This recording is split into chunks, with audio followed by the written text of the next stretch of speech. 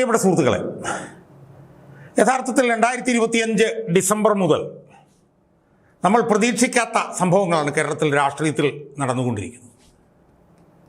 2026 തെരഞ്ഞെടുപ്പ് തന്നെ ഒരു പുതുചരിത്രമാണ് സൃഷ്ടിച്ചത്.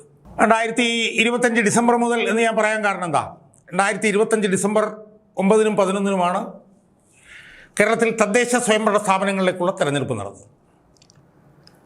ആ തെരഞ്ഞെടുപ്പിൽ പ്രത്യേകിച്ചൊന്നും സംഭവിക്കും എന്ന് ആരും കരുതിയില്ല. കാരണം 2020 തദ്ദേശ സ്വയംഭരണ തെരഞ്ഞെടുപ്പിൽ വലിയ ഭൂരിപക്ഷമായിരുന്നു LDF ലഭിച്ചത്. പഞ്ചായത്തുകളിൽ ഏതാണ്ട് 70% അവരുടെ കയ്യിലായിരുന്നു. കോർപ്പറേഷനും ഈ ജില്ലാ പഞ്ചായത്തിലും ഒക്കെ തന്നെ LDF ഭൂരിപക്ഷം. 2025 പഞ്ചായത്ത് തെരഞ്ഞെടുപ്പിലേക്ക് പോകുമ്പോൾ UDF ഒട്ടും സുസംഘടിതമായിരുന്നില്ല. അവരുടെ പ്രവർത്തനം ഒക്കെ നോക്കിയാൽ ഏതാണ്ട് നിർജീവമായിരുന്നു UDF എന്ന് പറഞ്ഞ സംവിധാനം. അതുകൊണ്ട് തന്നെ 2025 പഞ്ചായത്ത് തെരഞ്ഞെടുപ്പിൽ പ്രത്യേകിച്ച് എന്തെങ്കിലും സംഭവിക്കുമെന്നോ അല്ലെങ്കിൽ UDF മുൻതൂക്കം കിട്ടുമെന്നൊന്നും ആരും പ്രതീക്ഷിച്ചില്ല. UDF നേതാക്കന്മാർ പോലും പ്രതീക്ഷിച്ചില്ല. ഞാൻ സംസാരിച്ച UDF നേതാക്കന്മാരൊക്കെ എന്നോട് പറഞ്ഞു, ഷാജാൻ ഒരു 40-45% ഒക്കെ സീറ്റ് കിട്ടിയാൽ ഭാഗ്യം എന്നാണ് കരുതിയിരുന്നത്. CPM ഭൂരിപക്ഷം എന്നാണ് കരുതിയത്. എന്നാൽ ആ തെരഞ്ഞെടുപ്പിൽ ചരിത്രം സൃഷ്ടിക്കുന്ന മാറ്റങ്ങൾ ആ തെരഞ്ഞെടുപ്പിൽ ആരംഭിച്ചു.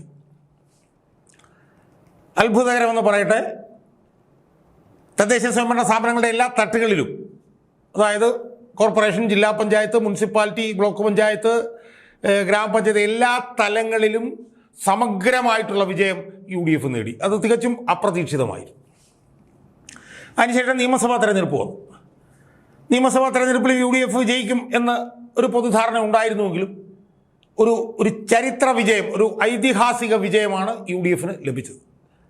UDF നേതാക്കന്മാർ പോലും UDF ഒരു 80 സീറ്റ്, 75-80 സീറ്റ് ലഭിക്കും എന്നൊക്കെയാണ് കരുതിയിരുന്നത്. എന്നാൽ 100-ലധികം സീറ്റ്, 102 സീറ്റ് നേടി ചരിത്ര വിജയം UDF ഉണ്ടായി.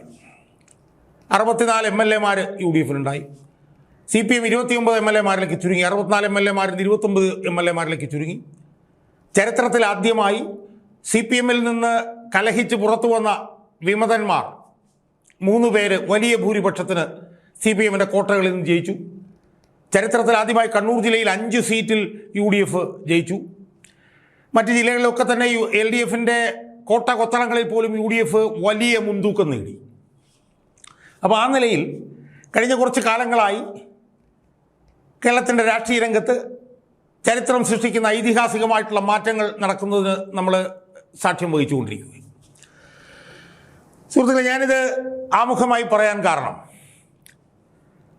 ഇന്നലെ ഞാൻ ഈ വീഡിയോ ചെയ്യുന്നതിൻ്റെ തലേ ദിവസം കേരള സർവകലാശാലയിലുണ്ടായ ഒരു സംഭവം എൻ്റെ പ്രേക്ഷകരുമായി പങ്കുവയ്ക്കുന്നതിന് വേണ്ടിയിട്ടാണ്.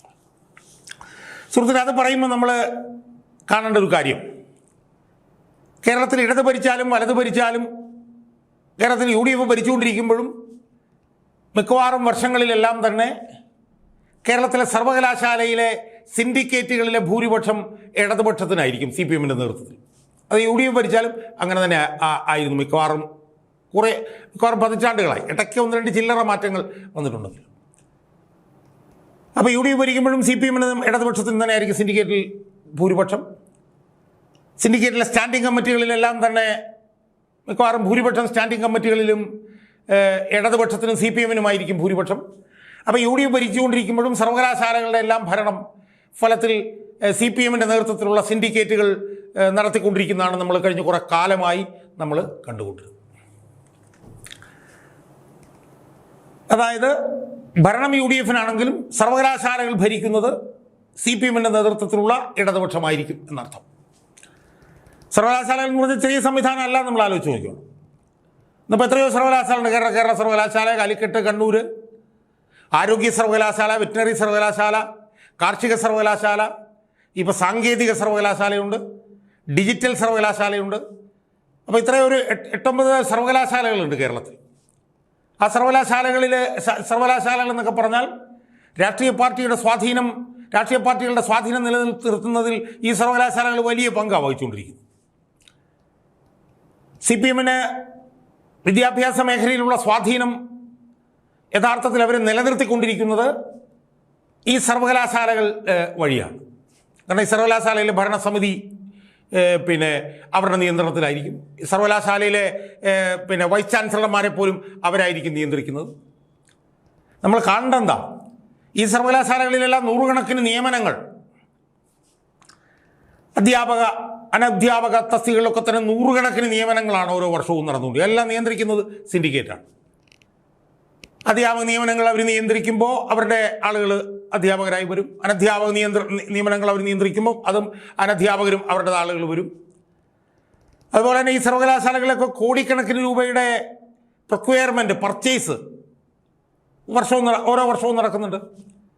അതെല്ലാം CPM-ൻ്റെയും ഈ ഇടതുപക്ഷത്തിൻ്റെയും നിയന്ത്രണത്തിലുള്ള തീരുമാനങ്ങളുടെ അടിസ്ഥാനത്തിലാണ് നടക്കുക.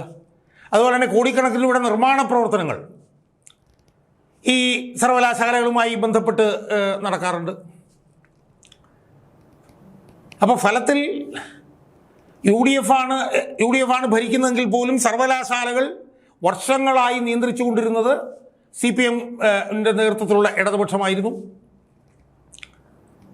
സർവകലാശാലകളിലെ സ്റ്റാൻഡിംഗ് കമ്മിറ്റികൾ, സർവകലാശാലകളിലെ സിൻഡിക്കേറ്റ് തീരുമാനിക്കുന്ന സ്റ്റാൻഡിംഗ് കമ്മിറ്റികൾ വളരെ നിർണായക പ്രാധാന്യമുള്ള കമ്മിറ്റികളാണ്. ഇപ്പോൾ ഫിനാൻസിൻ്റെ കമ്മിറ്റി അല്ലെങ്കിൽ നിയമനങ്ങളുടെ കമ്മിറ്റി എന്നൊക്കെ പറയുന്നത് വളരെ നിർണായകമായിട്ടുള്ള സ്വാധീനമുള്ള കമ്മിറ്റികളാണ്. യഥാർത്ഥത്തിൽ സർവകലാശാലയിൽ വൈസ് ചാൻസലർ ഉണ്ടെങ്കിലും ഭരണം നടത്തുന്നത് സിൻഡിക്കേറ്റാണല്ലോ. അപ്പോൾ ആ സിൻഡിക്കേറ്റിലെ സ്റ്റാൻഡിംഗ് കമ്മിറ്റിയിലൊക്കെ തന്നെ ഭൂരിപക്ഷവും CPM-നായിരുന്നു, അല്ലെങ്കിൽ CPM-ന് നേതൃത്വമുള്ള ഇടതുപക്ഷത്തിനായിരുന്നു. എന്നാൽ സുഹൃത്തുക്കളെ, അത്ഭുതകരമെന്ന് പറയട്ടെ, നമ്മൾ ഇന്നലെ ഞെട്ടലോടുകൂടി ഒരു കാര്യം മനസ്സിലാക്കി. എന്താണെന്നറിയാമോ?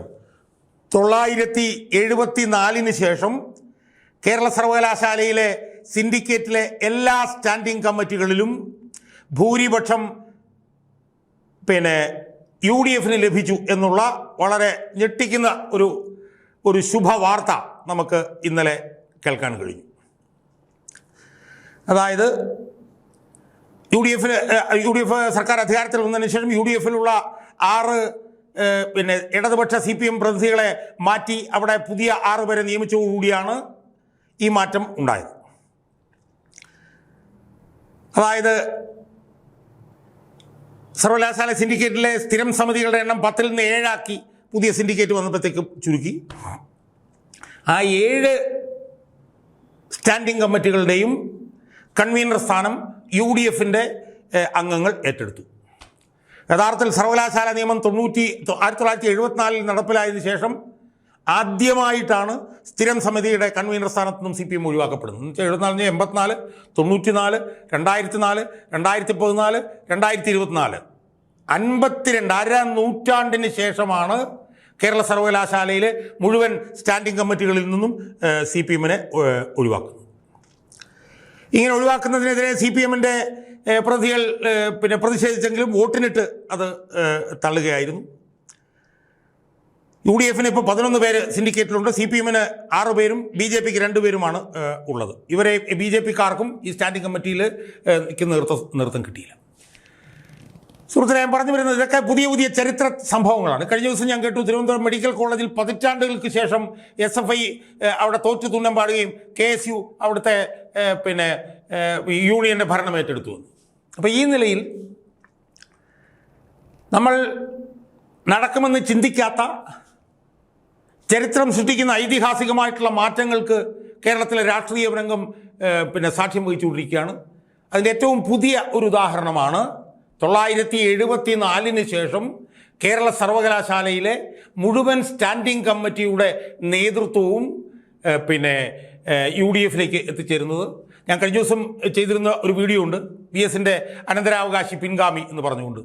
അത് ശ്രീ RS ശശികുമാറിനെ കുറിച്ചിട്ടായിരുന്നു.